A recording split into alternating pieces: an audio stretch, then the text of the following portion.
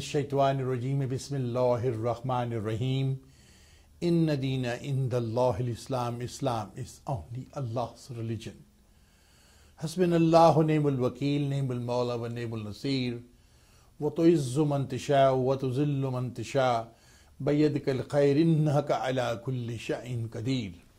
अल्लाह सुब्हान ताला ही जिसे चाहे इज़्ज़त देते हैं और अल्लाह सुब्हान ताला ही जिसे चाहे ज़िल्लत देते हैं और वही हर चीज़ पर कादिर हैं। आज का ने पाकिस्तान और टेलीविज़न की दुनिया के दोस्तों, ये वाह टीवी ह्यूस्टन टेक्सन से खादिम पाकिस्तान गुलाम रसूल जान नासिर अली शाइक अपने प्रोग्राम हालात हाजरा के साथ आपकी खिदमत में हाजिर है और सलाम अर्ज़ करता है। नाज़रीन, आज का मेरा प्रोग्राम छोटा प्रोग्राम है लेकिन बड़ा दिलचस्प प्रोग्राम है। सबसे पहले तो मैं जो कल हमारा प्रोग्राम था, जो हमने मिसाइल टेक्नोलॉजी पर जो भारत ने बनाया अपना वो ब्रह्मोस मिसाइल, उस पर जो हमने प्रोग्राम दिया, उस पर बहुत से लोगों ने मुझे कॉल की, क्योंकि ये सबसे पहले जब मैं प्रोग्राम करता हूँ तो program goes on television on my channel Wah TV पर www.wahtv.us। उस पर जब ये जाता है तो पूरी दुनिया में से हज़ारों लोग देख लेते हैं। उसके बाद ये ट्विटर पर, मेरी फेसबुक पर या यूट्यूब पर डाल दिया जाता है, जिस पर जो और लोग जिनको मेरे चैनल का नहीं इल्म वो देखते हैं। क्योंकि अक्सर पेशतर लोग हमारे चैनल को ड्रामास देखने के लिए या फिल्में, पाकिस्तानी फिल्में देखने के लिए देखते हैं, क्योंकि 6 बजे पंजाबी की फिल्म भी चलती है। हम ह्यूस्टन के वक्त के मुताबिक 12 बजे पश्तो फिल्म लगाते हैं, फिर रात को हमारी उर्दू फिल्म चलती है। आज पर कश्मीर आज़ादी है कश्मीर पर हमारी फिल्में चल रही। हैविंग सेड दैट, पिछले जो प्रोग्राम हमने किया उसमें बहुत कॉल रही। उसके बाद मैं बड़ा कंसर्न था भारत की इस मिसाइल ब्रह्मोस टेक्नोलॉजी से, तो मैंने पाकिस्तान की आर्म फोर्सेस को कॉल की। आप जानते हैं कि मेरे अजीज़ व कारब पाकिस्तान के फ़ौज में बड़ी अच्छी पोजीशन पर हैं, ISIM में भी हैं, और मेरे अपने वालिद फ़ौज में जनरल थे। तो जब मैं कांटेक्ट किया पाकिस्तान से, तो मुझे बड़ी प्यारी बात उन्होंने, जनरल साहब ने कही। उन्होंने कहा कि आपका क्या ख्याल है कि हम सोए हुए हैं, भारत को हम ये मिसाइल चलाने देंगे, वो जब चलाएगा तो गिराएगा ना, जब उनको चलाने नहीं देंगे उनको उससे पहले हम उड़ा देंगे। ये बड़ी मजे की बात है। उन्होंने कहा कि भारत की टेक्नोलॉजी 67% पाकिस्तान से पीछे है, एक्यूरेशन भी नहीं है उनकी। हम उनके चलने से, उनसे गिरने से पहले, उसको हवा में उड़ने से पहले गिरा चुके होंगे। जब वो लॉन्च कर रहे होंगे हमें पता चल जाता है कि कहां से क्या लॉन्च हो रहा है। इतनी टेक्नोलॉजी ने तरक्की की, हम उसे वहीं उड़ा देंगे। मैं 2 मिनट के लिए सोचा, उसके बाद मुझे फौरन याद आया कि इजराइल के अंदर जब पेट्रियट मिसाइल फेंका जा रहा था, तो वहां पर जनरल नॉर्मन स्कॉटक्रॉफ्ट ने एक बात कही थी कि हमारे पास टेक्नोलॉजी है जो कहीं से भी मिसाइल उड़ाने के बाद गिरा जाती है, और उसके बाद उन्होंने कई स्कड मिसाइल उड़ने से पहले गिरा दी। तो मुझे कुछ बड़ा सोचा। उसके बाद नाज़रीन, जो बड़ी मजे की बात है जिसपे मुझे हंसी भी आती है, और हम किसी हिंदुस्तान के प्रोग्रामों पर या उनके कमेंटेटर पर या उनकी मीडिया पर इस तरह तनकीद नहीं करते, या कुछ पीछे से धोती बांधने वालों की दहशतगर्द हिंदुओं पे हम क्या कहें। लेकिन जब मैं प्रोग्राम करता हूं तो कुछ लोगों ने, हिंदुओं ने मुस्लिम आईडीज बनाई हुई हैं मुसलमान नामों से, अंसारी से, भट्ट से, ख्वाजा से, ये जो भी नाम ले लें, उससे बनाकर एक साहब लिखते हैं मेरे उस पर यूट्यूब पे, मेरे उसमें, कि हमारे आम तौर पर लोग $60 शेविंग पे लगाते हैं, और तुम्हारा तो 41.500 करोड़ सिर्फ उसका बिलियन उसका सिर्फ खर्च है तुम्हारी मिलिट्री की एक्सपेंसेस का, जो तुम्हारा बजट है। तो भाई तुम एक बड़ी सिंपल सी बात बताओ, हमारा बजट यस भारत से कम है, इसलिए कि हमारी फौज जो है भारत से आधी है, जितनी भारत की उससे आधी है, 75% ऑफ द फौज, और हमारा मुल्क छोटा है इसलिए हमारा बजट कम है। तुम्हारा मुल्क बड़ा है, for your country that budget is not enough. जो हमारा कंट्री है उसके लिए हमारा budget is more than enough. इस बजट के साथ भी हम तुम्हारी टूंटड़ी खड़का दी हमने वहां कारगिल में। अरे मशरकी Pakistan, because we couldn't send the army, आओ तो सही भाई, तुम्हारी आंखें निकाल देंगे हम। और ये जो मुसलमान वहां बैठे हैं, जो भारत के कुछ दोस्त बनते हैं, अरे कुत्ते से बदतर तो तुम्हारी जिंदगी है मुसलमानों। वहां छूत से भी नीचे तुम्हें ये लोग समझते हैं। RNS के दहशतगर्द और वो बीजेपी के कुत्ते रोज तुम लोगों को जलील करते हैं, तुम्हें अकल कब आएगी। और उसके बाद कई वहां से भारतीय हिंदू दहशतगर्द कुत्ते मुख्तलिफ चीजें उस पर लिखते हैं। मुझे उसकी कोई तकलीफ नहीं भाई, लिखो। मुझे पता चलता है कि मैंने जो शमा जलाई है ना तुम्हारी पीछे धोती के पीछे, जो पीछे नाड़ बांधी उसकी आग लग रही है तुम्हें और सुलग रहे हो तुम, वरना तुम कुछ ना लिखते। सुलगो भाई, तुम्हें सुलगो। एक मैं आदमी हूं, मैं एक बद्दा बोलने वाला, मैंने तुम्हारे भारत हिला दिया है। वहां तो 6.5-7 लाख पाकिस्तान की फौज है। मैं एक कमेंटेटर तुम्हें हिला के रख देता हूं, तुम मुझे इडियट लिखो और गाफ वाले अल्फाज लिखो, जो मर्जी लिखो, मुझे उससे क्या फर्क पड़ता। मैं तो तुम्हें तुम्हारी बुनियाद भारत की हिला देता हूं। मेरा एक नगमा, मेरे वतन तेरी जन्नत में आएंगे, साथियों जा मुजाहिदो जाग उठा सारा वतन, या दूसरा जो मैं लगाता हूं, ये कैसे लोग हैं जिनकी फलां नानी है फलां मामी, जो आजकल बहुत चलता है मेरे चैनल पर, जो हिंदुओं के बारे में जो ये गाय का पेशाब पीते हैं, जो भी करते हैं, उस पर जो नगमा हमारा चलता है, उसने पूरा भारत हिला के रख दिया है। अरे तुम, मेरा एक आदमी का मुकाबला तो तुम कर नहीं सकते। मैंने एक बंदे ने तुम्हारा हशर कर दिया था कारगिल में, तो तुम पाकिस्तानी फौज का मुकाबला क्या करोगे यार? खुदा के वास्ते अकल के ना कर लो भाई, अकल के ना कर लो। तुम पाकिस्तान का मुकाबला नहीं कर सकते। 65% the arm forces superior than Pakistan, then India. तुम्हारे पास सबमरीन भी है, तुम्हारे पास फौज भी बड़ी है, तुम्हारे पास औजार भी पाकिस्तान से ज्यादा है, असला भी ज्यादा है, फिर भी तुम्हारी टूटड़ी खड़का देता है पाकिस्तान। छोड़ दो, नहीं करो इस बातों के। शुक्र करो कि पाकिस्तान के अंदर नवाज शरीफ जैसा इंसान बैठा है जो भारत से दुश्मनी नहीं लेना चाहता, जो हमला नहीं करना चाहता। अगर मुशर्रफ बैठा होता तो जो हरकत तुम लोगों ने भी कश्मीर में की है, अभी तक वो तुम पर चढ़ाई कर चुका होता और जंग तुम्हारे इलाके के अंदर होती। एक बात जान लो, कितनी भी आर्मी क्यों ना हो, कितना भी असला क्यों ना हो तुम्हारे पास, विल कहां से लाओगे? Will is with Pakistan. Bharat के पास विल नहीं है। तुम्हारे फौजी तो ऐसे भागते हैं, जैसे बिल्ली के आगे चूहा भागता है यार तुम लोगों को नहीं पता, तुम लोगों ने नहीं देखा। मैंने तो कार्बन में खुद देखा, कुत्ते बिल्ली की तरह काटा तुम्हारे फौजियों को, मैंने तो देखा है वहां। अरे भाई छोड़ दो इन बातों को, आगे चलते हैं, छोड़े लाने डालें पे। तो नाज़रीन, आज मैं बात जो करूंगा वो कंदील बलोच पर करूंगा, और आज़ाद कश्मीर में जो इलेक्शन हुआ है, जो हमने हक खुद इरादी उनको दिया है, जो भारत नहीं देता कश्मीरियों को, उस पर डिस्कशन होगी। लेकिन सबसे पहले मैं एक बात कहूं, वो ये है कि we can not afford to be politically liberal and play in hands of few for just चंद डॉलरों के लिए, चंद रुपयों के लिए हम कुछ लोगों के हाथों में तमाशाई एक डुगडुगी बजा के नाश्ता करने वालों के, या डुगडुगी बजा के वो क्या कहते हैं, मुजरा करने वालों के, बंदरी को नचाने वालों की तरह हम उनके हाथों में के। We can not afford to be politically liberal. हमें एक स्टैंड लेना पड़ेगा। हमें सिर्फ अपने आप को खुद बना, जिसे कहते हैं कोरिया ने कैसे बनाया? उन्होंने टेक्नोलॉजी हमसे एक टाइम पे ली थी, हमसे मांगी थी, क्या होता है, और कोरिया आज कहां पहुंच गया, चाइना आज कहां पहुंच। इसी तरह हमने खुद तरक्की करनी है। कहीं ये ना हो कि ये जो अमेरिका इंडिया को मजबूत कर रहा है सिर्फ चाइना की वजह से, इसकी वजह से मजबूत कर रहा है, कहीं ये ना हो कि वो चाइना को मजबूत करे, भारत जो चाइना के नाम पे खुद को स्ट्रांग कर रहा है, चाइना की वार पाकिस्तान में लड़ी जाए। ये बड़ी सोचने वाली बात है जो मैं कह रहा हूं कि ये चाइना का नाम लेते लेते हौसला ले लें पाकिस्तान में लड़ें। और क्योंकि हम मुसलमान हैं, हमारी सबसे बड़ी प्रॉब्लम है ला इलाहा इल्लल्लाह मोहम्मद रसूलुल्लाह को, ये एक खौफजदा है उससे।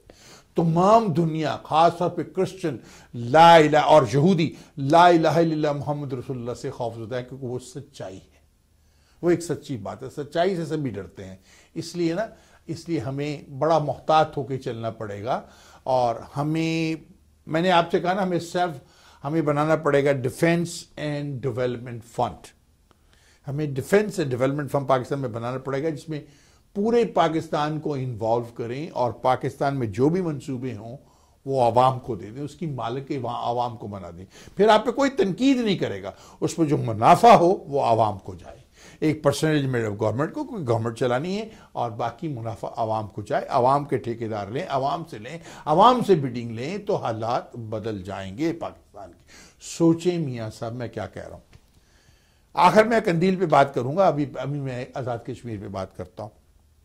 अल्लाह ने मियाँ साहब को सेहत दी, वो अपने ऑफिस में 1.5-2 महीने के बाद जाकर बैठे, और उन्होंने एक नेशनल सिक्योरिटी काउंसिल की मीटिंग की।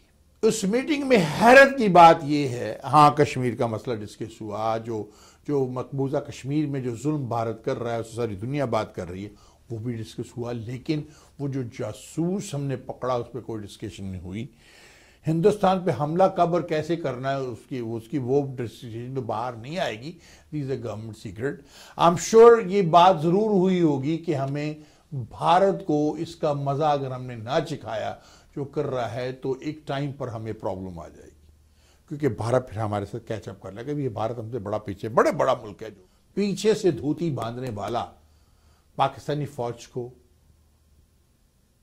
नहीं जेर कर सकता, अब नहीं कर सकता। मशरकी पाकिस्तान में कोई लड़ाई थोड़ी थी, वो तो एक ड्रामा था सारा, और एक नाहल हुकूमत थी, और वो अवाम, और हमें अब मशरकी पाकिस्तान भी वापस लेने के बारे में सोचना चाहिए कि उसको वापस लिया जाए, हसीना को वहां से रिमूव किया जाए, क्योंकि वो पाकिस्तान के साथ एक धोखा था। अगर मैं प्राइम मिनिस्टर होता पाकिस्तान का तो मैं पूरे पाकिस्तान की तकरीबन 2 से 2.5 करोड़ फौज बना देता, वॉलंटियर आर्मी, पूरे बॉर्डरों पे सील कर देता हिंदुस्तान को। कोई हिंदुस्तान के साथ तजारत ना करता, कोई हिंदुस्तान का तैयारा, कोई हिंदुस्तान का शिप हमारे पानी में ना हमारी हवा से गुजरने देता। मैं उनको टोटल ब्लॉकेट कर देता, उनकी मुल्क की तरक्की को मैं नीचे ले जाता, और मैं अपने आर्मी बजट को 35-40% बढ़ा देता, मिसाइल टेक्नोलॉजी को और हाइड्रोजन बम बनाता, हर वो चीज करता जो फजा से मैं हिंदुस्तान पर मार, क्योंकि हमारी सिक्योरिटी को खतरा है।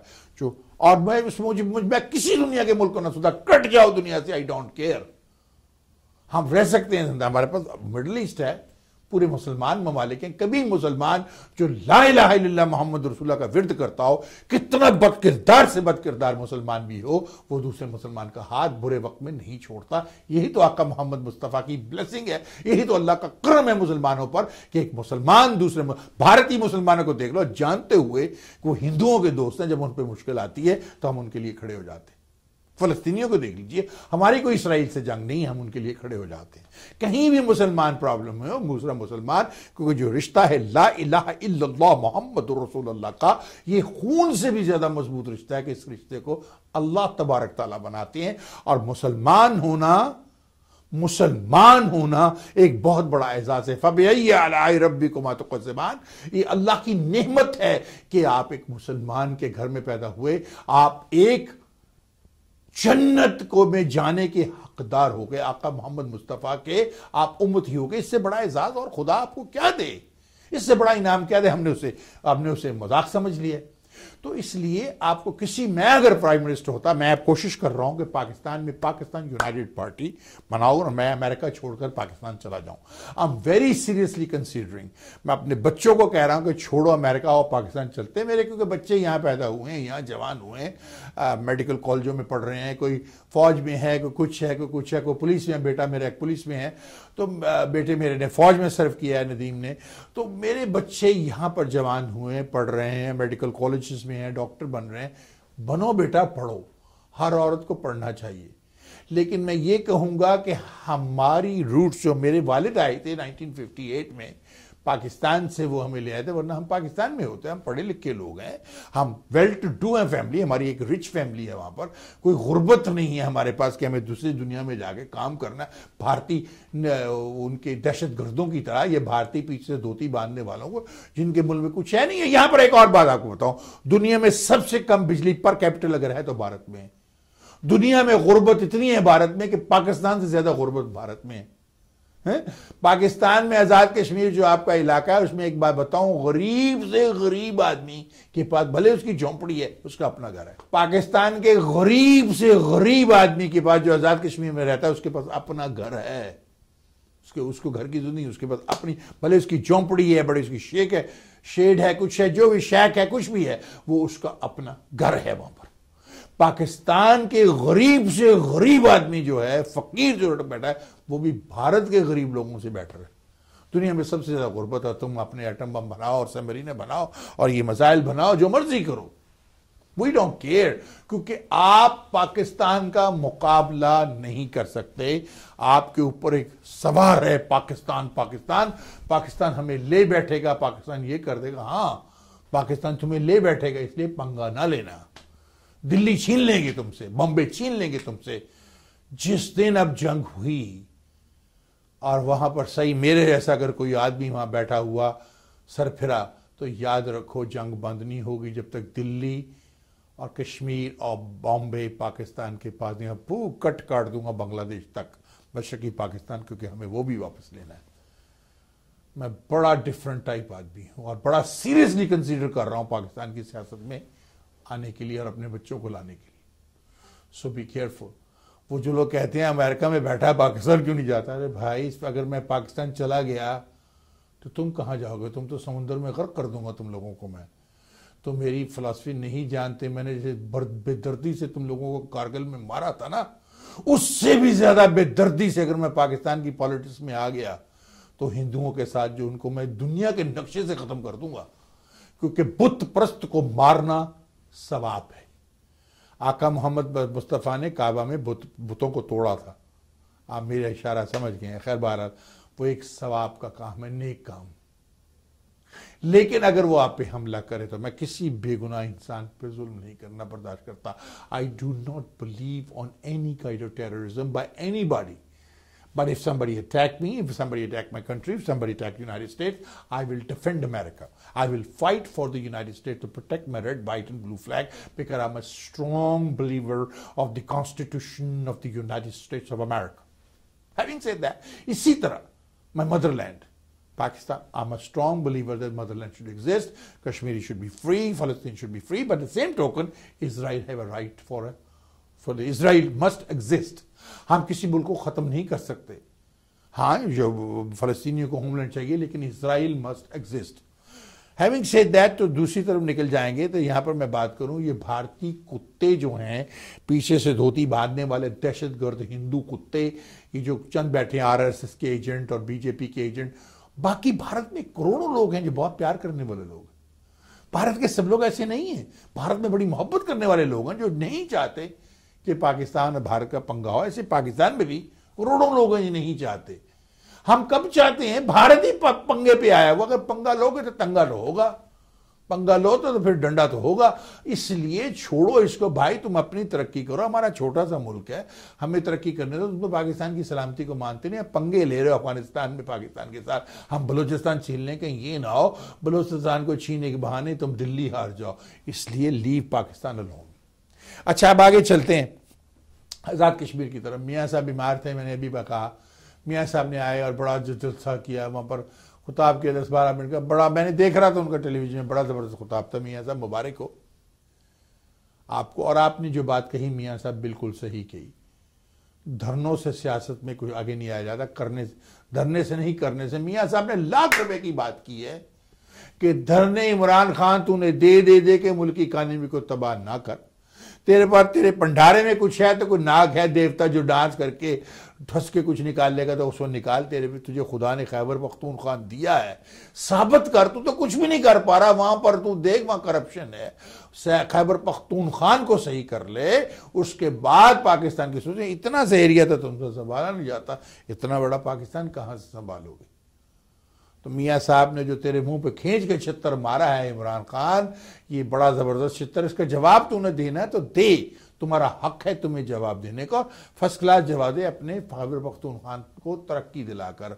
ये धरने कर दूंगा मैं, ये कर दूंगा मैं, वो कर दूंगा, यार तू एक सीट तो जीतता है या 2 सीटें कहीं जीत जाता, तू पूरे पाकिस्तान को क्या यार क्लेम करोगे यार। क्या 41 में से 40+ सीटों में 31 तो मियाँ साहब ले गए, नून ले गई यार। चलो मियाँ साहब ले गए, वो कश्मीरी थे, मैं भी तो कश्मीरी हूं। मियाँ अगर मैं कश्मीर में इलेक्शन लड़ा होता तो क्या होता, मैं भी जीतता। तो तुम भी पठान हो इमरान खान, तुम जाके वहां बात करते, लोग तुम्हारे साथ दे रहे थे, लोग पूरा पाकिस्तान तेरे पीछे आके इमरान खान खड़ा हो गया था। क्यों हटे लोग, तूने वही चले हुए कारतूस भर लिए अपनी पार्टी के अंदर। जैसे नौजवान नस्ल को तू लेके निकला था, नौजवानों को, तो अगर तू यही करता, नौजवानों को लाता, उसमें कॉलेज ग्रेजुएट को, कॉलेज लड़कियों को, माओं को, बहनों को, उनके बुजुर्गों को, ये चले हुए कारतूस जो तुम सारी सियासत से निकले हुए, पहले तो तुम वो हाशमी साहब को ले आए, फिर इसको ले आए, फिर उसको, फिर क्या हुआ, गंदे होते रहे। तो अपनी पार्टी के लोग छोड़ के जाते रहे, जैसे उन्होंने पाक सरजमीन पार्टी बना ली, उनका बंदा अंदर हो गया, अब उस पर एक और केस पड़ गया कि वो तो कत्ल करवाता था, वो ये करता था, वो करता था। तो भाई इस हमाम में सभी नंगे हैं। मियाँ साहब का कोई दूध के धुले हुए थे नहीं, मियाँ साहब को भी जो लाहौर में कत्ल हुए मॉडल टाउन में, उसका जवाब देना ही पड़ेगा। हाँ, अगर वो प्रेसिडेंट बनने के जो ख्वाब देख रहे हैं कि वो प्रेसिडेंट बन जाए, प्रेसिडेंट मिनिस्टर की सीट को छोड़ दें, तो उनको उतनी देर के लिए इम्यूनिटी मिल जाएगी जब तक वो प्रेसिडेंट हैं। वो प्रेसिडेंट को आप प्रोसिक्यूट नहीं कर सकते पाकिस्तान के लॉ में, अमेरिका के लॉ में भी नहीं कर सकते। तो दैट्स व्हाट इट इज। मैं किसी को लीगल एडवाइस नहीं दे रहा हूं, ये जो लॉयर्स हमें बताते हैं, you can not do that. तो मियाँ साहब को बहुत बहुत मुबारक हो, और जो तरक्की के मंसूबे मियाँ साहब आप कश्मीर में करना चाहते हैं, खुदारा इसमें जल्दी कीजिए। Kashmir is one of the most beautiful part of Pakistan. उसके जितनी खूबसूरत हैं वहां पर आप बनाएं, स्की रिजोर्ट बनाएं उधर बल्किस्तान में, उधर आप सड़कें बनाकर उसको कनेक्ट करें, और सर्दियों में ट्रेन ले जाएं वहां पर, सर्दियों में भी वहां पर ट्रैफिक जा सके, लोग बर्फबारी देखने दें, बाहर से जो सयाह हैं वो आए सर्दियों में स्की के लिए। वहां तो 12 महीने बर्फ पड़ी रहती है, पानी है, उसको साफ पानी है। वहां पर छोटी छोटी कॉलोनी, अब बैरियर टाउन वालों कहूंगा, वहां छोटी छोटी कॉलोनी बनाए, 4-4, 2-2, 3-3 करोड़ का घर ना बनाए, वो घर बनाए जिसे लोग खरीद सकते हो। आप वहां पर कर लें टाइम शेयर कर लें। टाइम शेयर में आप मुख्तलिफ घर बनाएं जिससे लोग उसे रेंट कर सकें, वहां जाके रह सकें। खूबसूरत इलाके हैं, बहुत प्यारा है, पहाड़ों के ऊपर, दरियाओं के ऊपर। मियाँ सब टाइम आ गया कि इसको तरक्की दें, हम बोटिंग करें, वहाँ पर छोटे छोटे रेस्टोरेंट लगा दें, लोगों की रोजगार बढ़ेगी, तरक्की करें। इल्म कश्मीर में यूनिवर्सिटीज बनाए मियाँ साहब, अब वहाँ मेडिकल कॉलेज बनाए, इंजीनियरिंग कॉलेज बनाए, हर तरह की यूनिवर्सिटी बनाए। कश्मीरी बच्चियां देखें आगे निकल रही हैं, उनको तालीम दें, एजुकेट कर दें। किसी भी मुल्क को तरक्की देनी हो ना तो उसका राज एजुकेशन।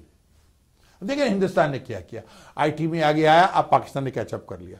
आपको बड़ी मजे की बात यहां बताऊं, अब बहुत से लोगों को खैर अब तो इसकी समझ आ गई है, हिंदुस्तान के पास म्यूजिक नहीं रहा, म्यूजिक आवाज पाकिस्तान के पास, आवाज हमेशा ही पाकिस्तान। मोहम्मद रफ़ी, लता मंगेशकर बेहतरीन उनके सिंगर थे, अल्लाह उन्हें, मोहम्मद रफ़ी साहब तो नहीं है, जन्नत में जगह दे, लता मंगेशकर बहुत अच्छी सिंगर है, मेरी बड़ी किशोर कुमार बड़े अच्छे सिंगर थे उनके, तलत महमूद, ये बड़े बड़े अच्छे सिंगर हिंदुस्तान में गुजरे हैं। लेकिन अब हिंदुस्तान के बाद वो बात नहीं रही। उनकी फिल्म इंडस्ट्री को अयाशी में चली गई थी, उन्होंने Bollywood industry is one of the best industry, Hollywood को पीछे छोड़ गई है। लेकिन आपको एक जो बात बताने लगा, अब आप पाकिस्तान की फिल्मों को देखें, देखिए आपने जवाब 7 करोड़ का, सवाल 7 करोड़ का, जावेद शेख की, और फिल्में बनाने लगे।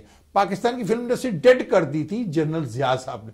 जिया साहब ने खत्म कर दिया था पाकिस्तान को, इस काबिल नहीं छोड़ा था पाकिस्तान को कि कुछ करे। दाढ़ी वाले मुल्लाओं ने आके बेड़ा गर्क कर दिया था। अब इंडस्ट्री उठी, अगर इसी तरह से उठी तो 5 से 7 साल में हम बॉलीवुड के मुकाबले पे आ जाएंगे या उनको पीछे छोड़ जाएंगे।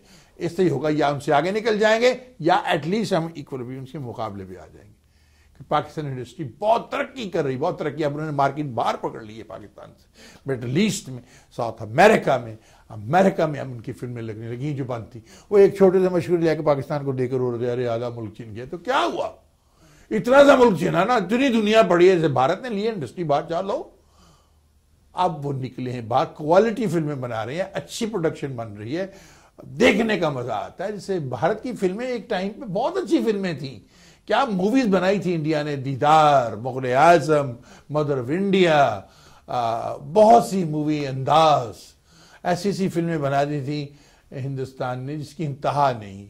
बादल, मैंने उनकी पुरानी फिल्में देखी, अब वो फिल्में नहीं बना सकता भारत, इसलिए कि अब वो कल्चर वहां नहीं रहा, नौजवान नस्ल से म्यूजिक बदल गया। जब भी तो आशा जी हट गई, मैं बड़ी रिस्पेक्ट करता हूँ आशा जी की, कोई फर्क नहीं पड़ता अगर बॉर्डर के उस पार से है या इस पार से। आशा जी बहुत अच्छी सिंगर थी, वो क्यों हट गई? उससे कि अब तो सभी गाने लगे, अब तो सलमान खान भी गाने लगा, अब तो शाहरुख खान भी गाने लगा। अब वो म्यूजिक नहीं रहा, अब स्ट्रीट म्यूजिक आ गया, उस पर ये गुलकार नहीं गा सकते। आप मेरी बात समझे, ये नहीं गा सकते उस पर, और नहीं गाएंगे उस पर। इन्होंने सही किया। चलो अब थोड़े से प्रोग्राम के रुख बदलते हैं और आपको बताता हूं, ये जो कंदील बलोच का कत्ल हुआ है पाकिस्तान में, ये बहुत बड़ी बात हो रही है आजकल पाकिस्तान में। ये जो कहते हैं जी हम तो इसके नाम पे कत्ल कर दिया, उसके नाम पे कत्ल कर दिया, उसी दरख्त से शादी कर दी, उससे कुरान पे शादी कर दी। गैरत के नाम पर कत्ल है। इसका बेड़ा गर्क करने वाले जनरल जिया साहब हैं और दाढ़ी वाले मुल्ला। यहाँ एक सवाल करूंगा, फिर ये भी कहा गया कि ये तवाइफ है, इसका जनाजा न पढ़ाओ। मैं इन बेकार नस्ल बेकार मुल्लाओं से एक सवाल करता हूं, मुझे एक बात बताइए, आप कह रहे हैं कि उसका जनाजा ना पढ़ाओ। आपको याद हो कि एक हमें अक्सर सुनाई जाती है एक बात कि एक औरत थी, उसने एक कुत्ते को जूते में पानी दिया था। वो तो बुरी औरत, तवाइफ थी, ये जो भी थी, उसकी उस अदा को देकर अल्लाह ने उसको बख्श दिया।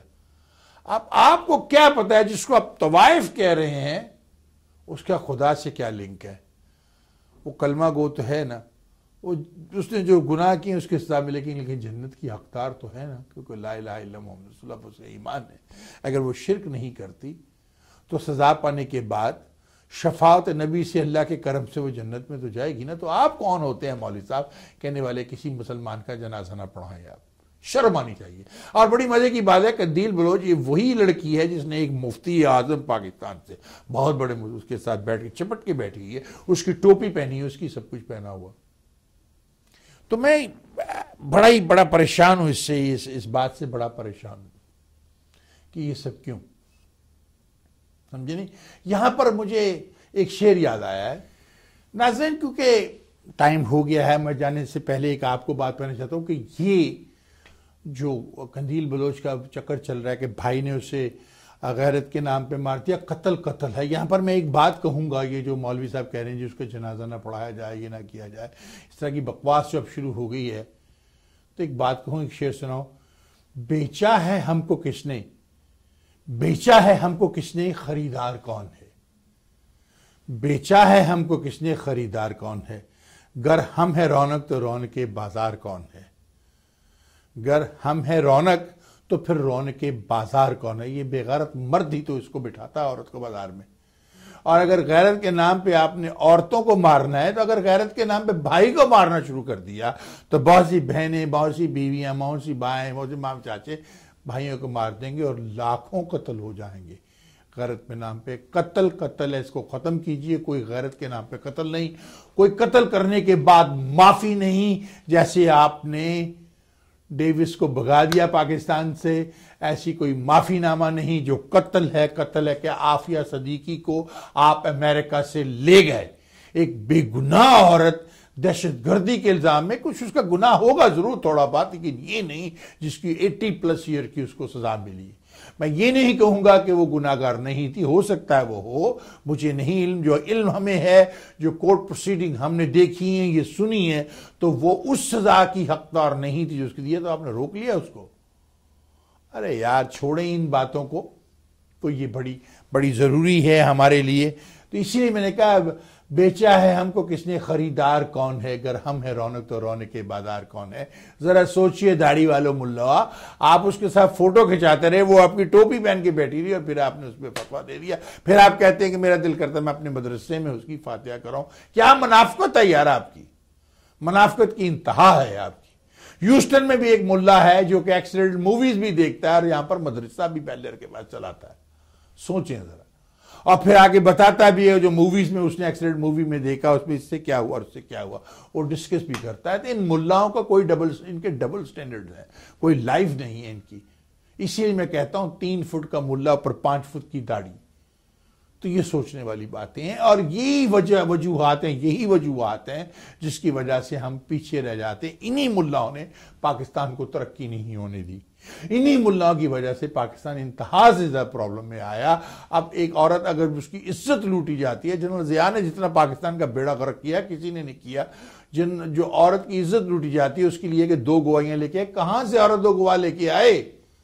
सवाल करो मर्दो अपने से, कहां से फोन करेगी? यूसुफ वली नबी अली आना, यार मेरी इज्जत लूटी जा रही है, बाद में पूछेंगे कहां से ला। जब फोरेंसिक एविडेंस अवेलेबल है, और एविडेंस अवेलेबल है, साइंस ने तरक्की कर ली है, तो उसको यूज करो। और खुदा के वास्ते बेगुनाह औरतों को जेल में फेंका हुआ है। हिंदुस्तान ने आपको पीछे करने की कोशिश कर रहा है, पीछे लगा हुआ है, दुनिया से तल्लुकात बना रहा है। और आज हिंदुस्तान का वो हाल हुआ है कि अब कंसीडर किया जा रहा है कि नरेंद्र मोदी को दोबारा दहशतगर्द बना दिया जाए, क्योंकि उसके ऊपर उसे दहशतगर्द कहा जाता था, उसका वीजा बैन था। और कश्मीर मूवमेंट के अंदर जो कश्मीर में हो रहा है, 15-20 दिन से वहां कर्फ्यू लगा हुआ है, वहां कत्ल गारत हो रही है, पूरी दुनिया का मीडिया ब्लॉक किया, पूरी दुनिया बात कर रही है और कह रही है कि एक दहशतगर्द वजीर आजम है। ये अमेरिका के लिए भी एक मुसीबत पड़ गई है। स्टेट डिपार्टमेंट से मेरी कुछ लोगों से बात हुई, they are very They're scared now कि what will happen. पूरी दुनिया पीछे पड़ गई और हो सकता है कि मोदी को कई मुल्कों में उसके ऊपर बैन, भले वो प्राइम मिनिस्टर है, और अगर उसके ऊपर दहशतगर्दी का ठप्पा लग गया तो फिर भारतीय ये जो दहशतगर्द हिंदू कुत्ते हैं ये कहां जाएंगे? ये पीछे से धोती बांधने वाले दहशतगर्द हिंदू कुत्ते। इसलिए मैं कहता हूं कि जनरल रहील साहब, वक्त है, हमारे पास वक्त है। कश्मीर के बच्चों को तैयार कीजिए, कश्मीर की फौजों को तैयार कीजिए, वहां एक फौज बनाइए कश्मीर की 2-4-5 लाख की, जो कश्मीर को डिफेंड करे। आप अपनी फौज को रखिए, आप हमें गाइडेंस जरूर दीजिए कश्मीर को, आप कहिए। और कश्मीर के वो जो लोग आजादी की जंग जम्मू कश्मीर में रख लें, उनको हमें अब बैक करना चाहिए, टोटली उनको असला देके बैक करना चाहिए, क्योंकि उनके घरों में घुसकर उनको गोलियों से मारा जा रहा है। Indian army is entering in the home of the innocent Kashmiris, shooting them, killing them, raping their daughters. This is not fair. World is silent, and now world start talking. Why Mr. President Obama? I will say same thing to Donald Trump. I listened to his speech last night, acceptance speech. Beautiful speech, Mr. Trump. Why you're silent? This kind of terrorist in India, Prime Minister of India, he's the biggest terrorist in the world, killing people. You believe on people, you say you're with the people. You're a champion of the people. Yes, I believe you're a champion of the people. Prove me. Name Indian prime minister as a दहशतगर्द। यहां तो ये show है कि हिंदुस्तान के वजीर आजम के खिलाफ पाकिस्तान की सिक्योरिटी काउंसिल मीटिंग में नवाज शरीफ साहब ने कोई बात नहीं की, उनके जासूस के बारे में कोई बात नहीं की। वाई? ये सोचने की बात है कि मियां साहब ऐसा क्यों करते हैं। Ladies and gentlemen, I was just getting ready to end my program and I have hand over something, a headline news that we had just been told that we got some information from Germany that there's Olympia shopping center has been attacked. As you can see that we are showing you the video right now. We just came from Germany. The guy came out of a McDonald's and then he started shooting. As you see, he stood and shoot to the right, and turn around and shoot to the left. And the German police reports right now that there are multiple casualties. We don't know how many really people are killed by now, but multiple casualties. I think it's about time. We're sick and tired of it, President Obama and all world. I say we are sick or tired of this kind of killings. I think it's about time the President of the United States with the United Nations get together and make a force, anti-terrorist force with all countries in the world, all 100-some plus countries. They get involved, they put their forces and they put the money together. And we need to go any country where the terrorists, we need to go in that country and kill them. We need to pass international law that if person is harming somebody, if there's a terrorist organization or if they're terrorists, I don't care who they are, they're Al-Qaeda or the ISIS, I don't care who set them up. I think it's about time we need to go in that country and finish them. President Obama, please think about it, passing executive order or going through the Congress, going to the United Nations, involving all the countries, every country in the world, and tell them, give them a couple of 100 officers from each country or 50 officers, whatever. United States should lead that organization, and we need to finish and we need to kill these terrorists. What happened in Germany, what happened in France, what happened in right here in the United States, we cannot have no more. No more killing of innocent people. I do not believe in killing. I do not believe in terrorism. So, Mr. President, sir, it's my request that you, as the President of the United States, look at this killing. A man come on McDonald's and start shooting like a crazy maniac. Controlling the gun law will not stop. The criminal will still get the guns, Mr. President. But if you control the gun law, you pass the gun law, no more guns, take it off. The citizens, the law obeying citizen will be hurt that way. They can buy the gun, but the criminal will still buy in the black market. So that is not the answer. That's where you're wrong. We don't need to go for the gun lobby or gun laws and all this thing and so on. So what we need to do, we need to catch these bad people, kill them, hang them. If we can hang a murderer, I can hang these people. I think U.S. Marine needs to go. You need to get a special forces people, and every country give their commandos and put together. I don't care in Saudi Arabia, I don't care in Pakistan, and Hindu terrorist, I don't care who it is. We need to go to Hindu and BJP and RSS terrorists. We need to finish them too. What's happening in Kashmir, we need to stop. It's unbelievable human killing in Kashmir. For last 15-20 days, there's a like unbelievable situation. They are entering in the homes in the terrorist area. You see this in Germany because it's happening best. It came in. But the Kashmir, what's happening there in Kashmir is not even broadcasted international because India blocked it. The terrorist Hindu India blocked it. These are terrorist Hindu Indian army which is killing with the terrorist Hindu prime minister, the guy, he's there, the tea hawker. I think it's about time that we need to remove this tea hawker. We need to have the commandos go in, the U.S. Marine go in, somebody take this man in custody. He is a mental case, he's a criminal. He did the same thing in Gujarat, what he's doing in Narendra Modi, what he's doing now in Kashmir. Narendra Modi, the Prime Minister of India, is the biggest terrorist. He's a big threat to the world. He's the biggest threat to the world. Hindu terrorists need to be finished. I don't care, Muslim, Hindu, Christian, Jew, no terrorists should be allowed in this world. I do not believe in killing. What's happening in Germany, what's happening in France is eye-opening. But eye-opening, okay, what I just said. What about what's happening in Kashmir? Every day Hindu army, terrorist army is killing people. People like Narendra Modi, RSS, the terrorist organization of India, BJP, the terrorist organization of India. Hindu mentality is a terrorist mentality, majority, not all. Majority of Hindu mentality is a terrorist-minded mentality. They don't believe in anything else. They don't believe in Hinduism, not Christianity, not Judaism, not Islam.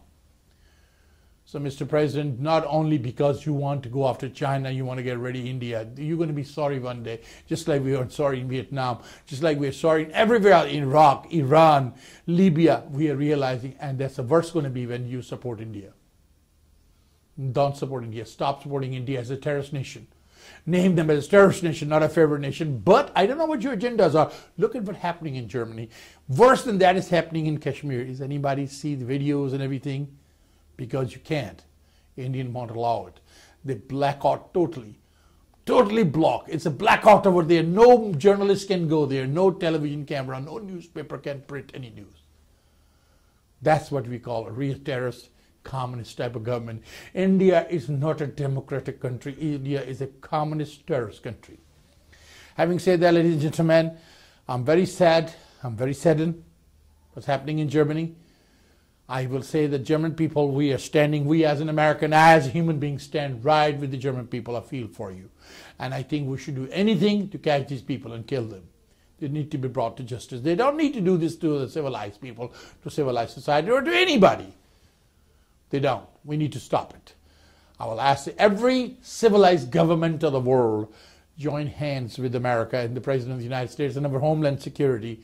Through the United Nations, let's make a force to kill these terrorists, starting from Kashmir, from India, getting arrested Hindu terrorist Prime Minister of India, Narendra Modi, and all Hindu terrorist army who's killing, and all those other terrorists, ISIS terrorists, or whoever terrorist is, Al-Qaeda terrorists, or Taliban terrorists, let's put them in jail. I don't care where they are, let's put them in jail. I don't care if they're in Pakistan, I don't care if they're in Afghanistan, I don't care in Iraq, let's get them and kill them. But that's all I have to say now. मेरा जाने का वक्त है. जाने से पहले मैं हमेशा कहता हूँ, आपने अपनी दिखती हुई आंखों से मुझे देखा, सुनते हुए कानों से मुझे सुना, धड़कते हुए दिल से मुझे महसूस किया. भाई सोचते हुए दिमाग से सोचिए जो मैं कह रहा हूँ गलत है क्या? सही नहीं है कि दहशतगर्दों ने दुनिया में मुसीबत डाल रखी है? सबसे बड़ा दहशतगर्द तो भारत है. अरे जर्मनी की टेप तो आपने देख ली, फ्रांस की तो आपने देख ली, अरे कैलिफोर्निया की आपने देख ली, बैटन रूज की आपने देख ली. ये तो देखने भी नहीं देते कि वहां हुआ क्या है. इन्होंने सब कुछ ब्लॉक कर दिया. अखबारें ब्लॉक कर दी भारत ने, खबरें ब्लॉक कर दी, रेडियो, टेलीफोन, हर चीज ब्लॉक कर दी. इससे बड़ा दहशतगर्द मुल्क और इससे बड़ी दहशतगर्द गवर्नमेंट कौन हो सकती है? नरेंद्र मोदी दुनिया का सबसे बड़ा दहशतगर्द है. इसको गिरफ्तार करके इसको सजाए मौत दी जाए. भारत को टोटली टेररिस्ट नेशन करार दिया जाए. अरे वो सोचे जी उनका बजट इतना है, वो इतना बड़ा कंट्री है. हिंदुस्तान के पास तो खाने की रोटी, पाकिस्तान में तो कोई भूखा नहीं सोता. हिंदुस्तानियों के पास तो खाने की रोटी भी नहीं है, पहनने को कपड़ा नहीं है, सोने की जगह नहीं है. पाकिस्तान में तो लोगों के अपने घर हैं. जैसे कि मैंने कहा पहले, कश्मीर में गरीब से गरीब आदमी के पास भले उसके पास अपनी एक छबड़ी है, भले उसके पास एक रबड़ी है, उसकी अपनी है. एक छक्का है, एक छोटा कैबेज है, कैबिन है, लेकिन उसका अपना है, वो मालिक है वहाँ पर। यह है कश्मीर पाकिस्तान के अंदर। काश ऐसा भारत में हो, लेकिन भारत तो अपने मजाइल बनाने पे, और मुझे पाकिस्तान ने बताया जब उड़ाएंगे तो देखिए हम तो इनको उड़ाने ही नहीं देंगे। सोचते रहो दहशतगर्द हिंदुओं। और ये कहना कि हमारी शेप का बजट 6 का टाइम 60 टाइम दे से इतने करोड़। छोटा मुल्क के छोटे अखराजात होते हैं, बड़े मुल्क के बड़े होते हैं। तुम तो भूखी नंगी कौम हो। हमने तो 65 में तुम्हारी धोती उड़ा दी थी पीछे, दुनिया के बाहर रोते हुए गए थे, रोक लो। कारगिल में मां मर गई थी तुम्हारी, वो तो नवाज शरीफ ने मरवा दिया हमें, क्लिंटन ने आके तड़ियां शुरू कर दी। दहशतगर्द कुत्तो, ये तो तुम्हारी औकात है। याद रखो, कश्मीर बनेगा पाकिस्तान, इंशाल्लाह कश्मीर आजाद होगा बहुत जल्द और बनेगा पाकिस्तान। चलता हूं, अगर मेरी बातें सच्ची हैं तो फिर हमें सपोर्ट कीजिए। ऑलराइट, इंशाल्लाह मुलाकात होती रहेगी। और मैं हमेशा जाने से पहले एक बात कहता हूं, मैं अकेला ही चला था जानबे मंजिल मगर, लोग साथ आते गए कारवां बनता गया। और मेरी माँ के वो अल्फाज, तुम दिए बादे मुखालिफ से ना घबराओ काब, ये तो चलती है तुझे ऊंचा उड़ाने के लिए। उड़ा रही है, भारतीय लिख लिख के उड़ा रहे हैं। एक आदमी ने उनकी धोतियां उड़ा दी हैं। अरे मैं एक बंदा, क्या सुलगा दिया है तुम लोगों को मैंने। तुम लोगों को रात को नींदें नहीं आती हैं। वो तो अपना 7-8 लाख की फौज है, उससे कहाँ लड़ोगे तुम लोग। मेरा जाने का वक्त है, कुछ थोड़ा सा वक्त मैंने ज्यादा ले लिया है। जाने से पहले मैं एक बात जरूर आपसे कहता हूं, मैं अकेला ही चला था जानबे मंजिल मगर, लोग साथ आते गए कारवां बनता गया। और मेरी माँ के वो अल्फाज, तुम दिए बादे मुखालिफ से ना घबराया काब, ये तो चलती है तुझे ऊंचा उड़ाने के लिए। आपने नाज़रीन मुझे अपनी दिखती हुई आंखों से देखा, सुनते हुए कानों से सुना, धड़कते हुए दिल से मुझे महसूस किया। अब इस चलते हुए दिमाग से सवाल कीजिए, जो बातें मैंने की हैं क्या हमें को गलत है? मियाँ साहब ने काउंसिल में कई चीज़ों की डिस्कशन नहीं की। मियाँ साहब को चाहिए कि आप जो कश्मीर से वादा किया है उसको डिलीवर करें। कश्मीर के दरियाओं में पानी और दरिया काबुल में पानी इतनी तेज़ी से बहता है कि वहाँ पर बिजली बनाई जा सकती है, और चीप बिजली बनाई जा सकती है। बनाएं। क्या मैंने जो कंदील बलोच के बारे में बात की, क्या मैंने गलत की? गैरत के नाम पे कत्ल, बेगुनाह औरतों को मार देना, ये कहाँ का इंसाफ और बच जाना कि गैरत के नाम पे था। इतनी देर तो उसका भाई उसकी कमाई खाता रहा 5-6 साल, आज उसने गैरत के नाम पे बहन को कत्ल कर दिया। कब तक ये होगा? गैरत के नाम पे भाई भी फिर कत्ल शुरू होने हो गए तो हजारों लोग मर्द मार दिए जाएंगे। इस लॉ को खत्म कीजिए। नो गैरत के नाम पे कत्ल इस कत्ल, उसको सजा दीजिए, वो अब बच ना सके इसमें से। क्या मैंने गलत कहा? और दूसरी बात, भारत ने जो मजाइल बनाया है उसमें मैं यही कहूंगा कि पाकिस्तान की आर्म फोर्सेस ने मुझे बताया है, very reliable source for Pakistan, कि हम उसको उड़ने ही नहीं देंगे, वो फायर ही नहीं किया जाएगा। हमारे पास भी बहुत सी टेक्नोलॉजीज हैं जो हम नहीं डिस्कस कर सकते, these are secret. I am sure India के पास भी होंगी, अमेरिका के पास भी हैं। तो मुझे जिसने very reliable source from Pakistan, कि हम हाथ पे हाथ धर के यूं नहीं बैठे हुए, पागल नहीं है, हमें पता है हमारा दुश्मन क्या चाहता है। तो भारत को ईंट का जवाब हम पत्थर से देंगे। तो पीछे से धोती बांधने वाले भारतीय दहशतगर्द हिंदू कुत्तों, तुम्हें ईंट का जवाब पत्थर से दिया जाएगा। So don't even think about it. ये ना हो कि अपने हाथ से दिल्ली खो बैठो, बम्बे खो बैठो, अपने हाथ से कश्मीर तो वैसे भी तुम्हारा नहीं है, वो कश्मीरियों का है, वो तो जाना ही जाना है इवेंचुअली। जब तक तुम कश्मीरियों को नहीं देंगे, तुम्हारे साथ यही होता रहेगा जो हो रहा है। तुमने पठानकोट में हमला करा लिया, खुद ही बम्बे में हमला करवा लिया, चले ट्रेन जला दी, तो क्या बना? कुछ हुआ? कुछ नहीं हुआ। जो मर्जी कर लो। अरे दिल्ली की अपना लाल बंगला भी उड़वा लो, अपनी लोकसभा को भी उड़ा दो, को पाकिस्तान ने किया, कुछ नहीं होना। तुम्हारे मसल में इतनी जान नहीं कि तू पाकिस्तान के साथ पंगा ले सके। और वो जो बकवास करते हैं, हमारा इतना बजट, भाई हमारा तो मुल्क छोटा, बजट तो छोड़ा होगा ही ना। तुम्हारा इतना बड़ा बजट, तुम्हारा तो बहुत थोड़ा बजट है कंपेयर टू दी पर कैपिटल पाकिस्तान। तुम्हारा तो बजट ही कुछ नहीं है, तुम तो बहुत पीछे हो पाकिस्तान के। चले, बातें होगी, अगले प्रोग्राम में कुछ और बातें करेंगे। और मैं यहाँ पर यह कोशिश कर रहा हूं कि मैं पाकिस्तान से मुख्तलिफ जगह से लोगों को लेकर साथ बैठूं और उन्हें ऑनलाइन लूं, ताकि तबसरा आपको लोगों की आवाज़ भी आप तक पहुंचाएं। उस बारे में हम बना रहे हैं। हम मेरे पास क्योंकि 4 कैमरे लगाकर हम स्विचेस पे रखकर उसको डायरेक्टली लेंगे पाकिस्तान से या लोगों को यहाँ बुलाएंगे और इस तरह से हम प्रोग्राम बहुत जल्द चंद दिनों के अंदर करने वाले हैं, तो उसको आप इंजॉय करेंगे।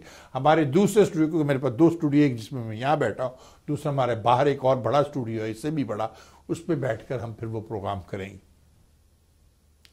तो नाजरीन, आपको यहाँ पर आखिर में ये बताऊं कि इस प्रोग्राम को स्पॉन्सर किया था एस्ट्रो सिक्योरिटी इन्वेस्टिगेशन में licence C16262, licence by the state of Texas, and his telephone number is 281-394-4337। आप देख रहे हैं नीचे, एस्ट्रो सिक्योरिटी इन्वेस्टिगेशन 281-394-4337। अगर आप सिक्योरिटी ऑफिसर बनना चाहते हैं, उनका स्कूल भी है। अगर आपने ट्रेनिंग लेनी है, आपकी गन परमिट एक्सपायर हो गया, आपने अपना रिन्यू करना है, फायर कमीशन सिक्योरिटी की जो होती गन की कैरी करने की, वो कर सकते हैं। अगर आपने प्राइवेट इन्वेस्टिगेटर बनना है, बॉन्डी हंटर बनना है, अगर आपने सिक्योरिटी कंपनी का लाइसेंस लेना है, तो you can call astro security and investigations 281-394-4337। और अगर आपने टेलीविजन में काम करना है, एक्टिंग करनी है, फिल्म में काम करना है, ड्रामा बनाना है, ड्रामे में काम करना है, प्रोडक्शन बनानी है, तो आप मुझे कॉल कर सकते हैं 832-741-0564, 832-741-0564। तो नाज़रीन, चलता हूँ। अपना ख्याल रखिएगा, अपने दोस्तों का ख्याल रखिएगा, अजीज़ व अक़ारिब का ख्याल रखिएगा और माँ बाप की खिदमत कीजिएगा। जाने से पहले एक बात तो ज़रूर कहूँगा, फॉरगेट अबाउट द रेस्ट, वाह टीवी इज़ द बेस्ट। अल्लाह हाफिज़। पाकिस्तान जिंदाओ, पाइंदाबाद।